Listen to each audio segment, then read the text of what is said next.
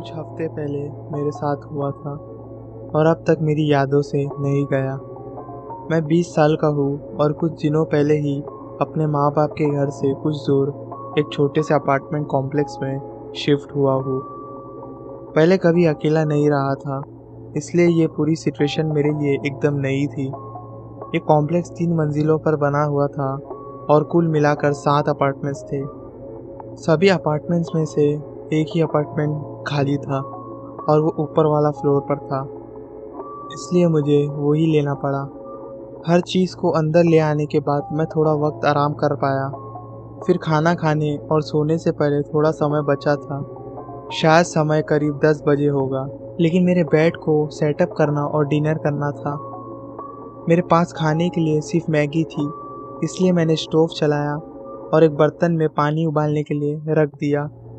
जब मैं इंतज़ार कर रहा था, तब मैंने अपने अपार्टमेंट के सामने वाले फ्लोर से हल्की सी आवाज़ सुनी। पहले मुझे यकीन नहीं हुआ कि क्या कॉम्प्लेक्स में सिर्फ आवाज़ें होती है या सच में कोई मेरे दरवाजे पर है। हर हाल में मैंने सोचा कि मुझे चेक कर लेना चाहिए, कहीं कोई वहाँ मौजूद तो नहीं है। मैंने धीरे से दरवाज़ा खोल दिया। हेलो, मैंने धीरे से बोला, जब मेरे दरवाजे से कुछ कदम दूर एक बुजुर्ग आदमी खड़ा था, जिसकी पीठ मेरे तरफ मुड़ी हुई थी। मैंने सोचा कि शायद वो मेरे बगल वाले अपार्टमेंट में रहता है, क्योंकि दरवाज़ा सीधा मेरे सामने वाला था जहाँ वो मुड़ा हुआ था। कुछ सेकंड्स के बाद वो धीरे से मुड़ा और सॉरी बोला, फिर नीचे की तरफ चल दिया। मैंने दरवाज़ा बंद कर दिया और बर्तन में पानी चेक किया। मैंने थोड़ा अजीब सा महसूस किया, ज़्यादातर इसलिए क्योंकि वो कमरे में वो गया ही नहीं। किसी के लिए ऊपर वाले फ्लोर पर आने का कोई कारण नहीं था, अगर वो वहाँ रहते नहीं है तो। हर हाल में मैंने मैगी बना लिया और इस बारे में ज़्यादा सोचने की कोशिश नहीं की। मैं बस एक्साइटेड था कि आखिरकार मुझे अपना खुद का घर मिल गया और एक बार अकेला रहने का मौका मिला। ये मेरे लिए एक बड़ी अचीवमेंट थी और मैं चाहता था कि अपनी पहली रात मुझे किसी चीज़ का डर ना हो। इसलिए मैंने अपना बेड बना लिया और सारे लाइट्स बंद कर दिए। मैं थोड़ा देर के लिए अपना फ़ोन यूज़ कर रहा था, फिर धीरे धीरे सो गया। मुझे लगता है कि मैं 11 या 12 बजे सो गया, लेकिन मुझे यकीन नहीं है। लेकिन मुझे याद है कि जब मैंने लगभग 1:30 बजे कुछ सुना अपने नीचे वाले कमरे से, वो कमरे से हल्की सी कदम की आवाज़ सुनाई दी। मैं वहाँ लेटा रहा और कुछ और सुनने के लिए इंतज़ार किया। लगभग 5 मिनट के बाद मैंने अपने कमरे के बाहर से क्रैकिंग फ्लोर की आवाज़ सुनी। मैं थोड़ा परेशान होने लगा। मेरे दिमाग में बार बार चल रहा था कि क्या मैंने रात में दरवाज़ा खोलने के बाद उसे बंद किया या नहीं।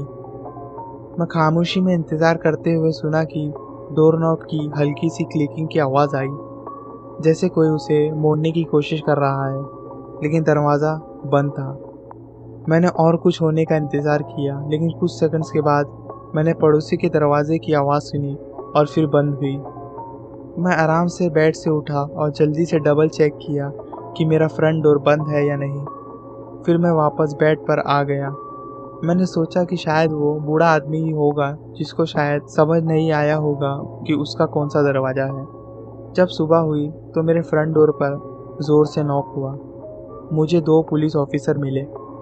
उन्होंने मुझसे पूछा कि क्या मैंने कल रात को कुछ अनोखा महसूस किया या कोई चीज़ चोरी हुई है। बात ये थी कि कल रात एक आदमी ने 2 अपार्टमेंट्स में चोरी की। दोनों दरवाजे बंद नहीं किए गए थे। मैंने ऑफिसर को सब कुछ बताया और उन्होंने मुझे धन्यवाद कहा और नीचे चले गए। मुझे यकीन नहीं है कि उन्होंने आदमी को पकड़ा या नहीं, लेकिन उसके बाद कुछ नहीं हुआ। पूरी सिचुएशन के बारे में सोचने से मुझे बहुत घबराहट हो जाती है और मैं सोच नहीं सकता कि अगर मैं उस रात दरवाज़ा बंद कर देना भूल गया होता तो मेरे साथ क्या होता।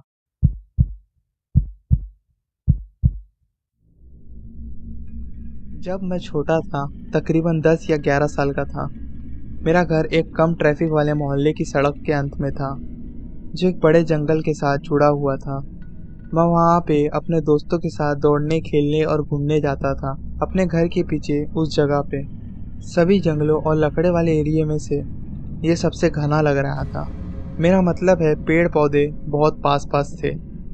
कुछ जगहों पे तो दोस्त के साथ चलना मुश्किल हो जाता था। क्योंकि दो पेड़ों के बीच से गुजरना हो तब हमेशा पीछे या आगे खिसकना पड़ता था। वो एक आम फ्राइडे नाइट थी और मैंने अपने अच्छे दोस्त को बुलाया था बैठने के लिए, क्योंकि कल स्कूल नहीं थी। जब वो आया सूरज ढलने लगा था, लेकिन हम अंधेरा होने से पहले थोड़ी देर तक जंगल में घूमना चाहते थे। हमने कुछ भारी फ्लैश लाइट्स पकड़ी और पेड़ों की तरफ चले गए। हमने लगभग 10 या 15 मिनट तक चलकर एक गिरे हुए पेड़ को ढूंढा जिस पर हम बैठे और बस बातें की। यह हमारे पसंदीदा चीज़ों में से एक थी, बस पेड़ों के बीच में बैठकर जो भी चाहे उसके बारे में बात करो। मैं बिल्कुल भी नहीं जानता कि हम वहाँ कितने समय तक बैठे थे, लेकिन हमें बातें कर कर के वक्त का एहसास नहीं हुआ, क्योंकि जब मैंने ऊपर देखा तो जंगल ऑलमोस्ट पूरा अंधेरे में ढक गया था। शुरू में हम दोनों ज़्यादा परेशान नहीं थे, क्योंकि हम जंगल का रास्ता अच्छे से जानते थे और हम सोच रहे थे कि अंधेरा होने से पहले हम वहाँ से लौटने लग जाएंगे। हमने अपने फ्लैशलाइट्स को ऑन कर लिया और चलना शुरू किया। हाँ, मैं मान लेता हूँ कि मुझे थोड़ा डर लगा, क्योंकि वहाँ बिल्कुल शांति थी हमारे पैरों के कदमों के अलावा, और हम सिर्फ कुछ फीट आगे देख सकते थे पेड़ों के घने झाड़ों की वजह से। 10 मिनट चलने के बाद हम दोनों एक कदम से रुक गए, क्योंकि हम दोनों ने एक कदम साफ सुना कि कोई व्यक्ति धीरे धीरे पेड़ों के बीच के पत्तों पर चल रहा है। वो हमारे से थोड़ा ही दूर था जहां हम खड़े थे। मैं अपने आप को रोक नहीं पाया कि मैं सोचने लग जाऊं कि रात के इस समय में कोई अकेला व्यक्ति जंगल में क्यों घूम रहा है। मैं शांत रहने की कोशिश कर रहा था, लेकिन जब लग रहा था कि व्यक्ति धीरे धीरे दूर हो रहा है तब पैरों की चिड़चिड़ाहट रुक गई। मेरा दोस्त और मैं दोनों वही खड़े हो गए, डर और उलझन में एक दूसरे की तरफ देखते रहे। ऐसे लग रहा था जैसे सब कुछ एकदम से बिल्कुल शांत हो गया हो। जब मैं वहाँ खड़ा अपने दोस्त को देख रहा था, मेरे शरीर में एक तेजी सी लहर महसूस हुई, जैसे कि मुझे खतरा है। लगभग एक स्प्लिट सेकंड बाद मैंने थोड़ी दूरी पर ही पत्तों की चिचराहट सुनी, कुछ फीट पीछे से। मेरे इंस्टिंक्ट एक्टिवेट हो गए और मैं सीधे अपने घर की तरफ भागा। भागते वक्त मेरे कंधे बार बार पेड़ों से टकरा रहे थे, क्योंकि इतना कम रोशनी में पेड़ों से गुजरना मुश्किल था। मैंने पीछे से कदमों की चिड़चिड़ाहट सुनी। उम्मीद थी कि वो मेरा दोस्त है, लेकिन मैं इतना डरा हुआ था कि मैं पीछे मुड़कर देखने से डर रहा था। लगभग 30 सेकंड भागते हुए कदमों की आवाज़ तेजी से राइट मुड़ी और दूरी में भाग गई। ये मुझे और ज़्यादा डराया कि वो फुटप्रिंट्स मेरे दोस्त के नहीं थे, और मुझे सोचने पर मजबूर किया कि मेरा दोस्त कहाँ है और क्या वो खतरे में है। अंत में मैं अपने घर के पीछे पहुंचा और तुरंत घर के पीछे के दरवाजे से अंदर गया। मेरी सांसें फूली हुई थी। झाँक कर देखा तो देखा कि मेरा दोस्त वहाँ था। वो मेरे घर में दौड़कर अंदर आ गया था। उसने बताया कि जब मैं भागा तो वो वहाँ खड़े हो गया था, कुछ करने के लिए तैयार नहीं था। वो सुना कि दो पैरों की चिड़चिड़ाहट मेरे पीछे मेरे तरफ जा रही है, और कुछ मिनट बाद उसने भी डिसाइड किया कि वो मेरे घर की तरफ भागेगा। मेरे मम्मी पापा ने पुलिस को इस घटना के बारे में बताने के लिए फ़ोन किया, लेकिन कुछ नहीं हुआ।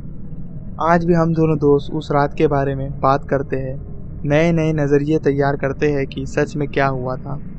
मेरे अंदर एक हिस्सा चाहता है कि मैंने मुड़ कर देखा होता कि मेरे पीछे कौन दौड़ रहा था, लेकिन मुझे पता है कि इतनी अंधेरी जगह में मैं 5 कदम चलने से पहले पेड़ से टकरा जाता।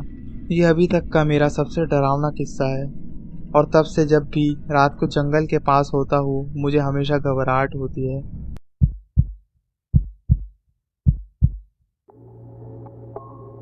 ये सैटरडे की रात थी।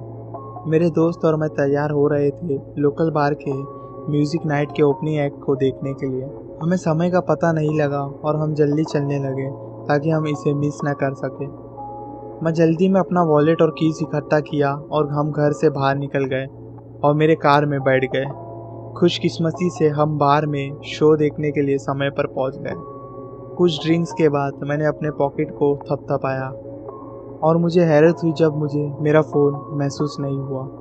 मैंने हर पॉकेट को चेक किया और अपने दोस्तों से पूछा कि उन्होंने कहीं देखा है या नहीं, लेकिन वो नज़र नहीं आया। उन्होंने मेरी मदद की।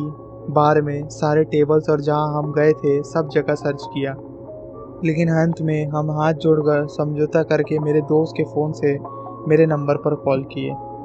2 घंटे बाद किसी ने फ़ोन उठाया। हेलो, मैंने कहा।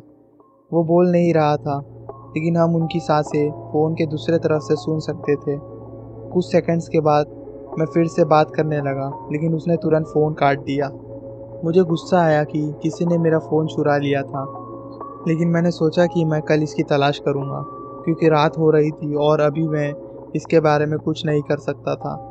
लगभग 1 घंटे बाद हम बार से निकले और मैंने अपने दोस्तों को उनके घर ड्रॉप किया और अपने घर की तरफ लौटने लगा। ड्राइव करते समय मेरी यादों में दौड़ते हुए मैंने ये तय किया कि मेरे पास फ़ोन था जब मैं तैयार हो रहा था। जब मैं ड्राइववे में घुस रहा था, मुझे याद आया कि आखिरी बार जब मैंने फ़ोन को देखा था, वो मेरे बिस्तर पर था, जब मैं तैयार हो रहा था। जितना भी मैं उसके बारे में सोचता गया, उतना ही मुझे घबराहट होने लगी। जब मैं कार से बाहर उतरा, मैं फ्रंट डोर तक गया और उसे खोल दिया और सावधानी से अंदर चला गया। धीरे-धीरे मैं बेडरूम की तरफ बढ़ा और लाइट्स ऑन की और देखा कि मेरा फ़ोन मेरे बेड पर ही था, जहाँ मैंने उसे छोड़ा था। मैंने पूरा घर खोज लिया, कहीं कोई घर में तो नहीं घुस आया, लेकिन मुझे कुछ भी नज़र नहीं आया। उस रात मुझे नींद नहीं आई, क्योंकि हर छोटी सी आवाज़ मुझे घबरा रही थी। मैंने अपने दोस्तों को इस बारे में अगले दिन बताया और वो सब इस बात से सहमत हुए कि ये अजीब था। हमने फैसला किया कि पुलिस को फ़ोन करके कुछ मतलब नहीं है, इसलिए हमने इस मामले को वहीं छोड़ दिया। अगले सालों में कुछ और नहीं हुआ, लेकिन कभी-कभी मुझे रात को मेरे फ़ोन की सच्चाई के बारे में सोचकर नींद नहीं आती और वो सांसें किसकी थी अभी तक नहीं पता।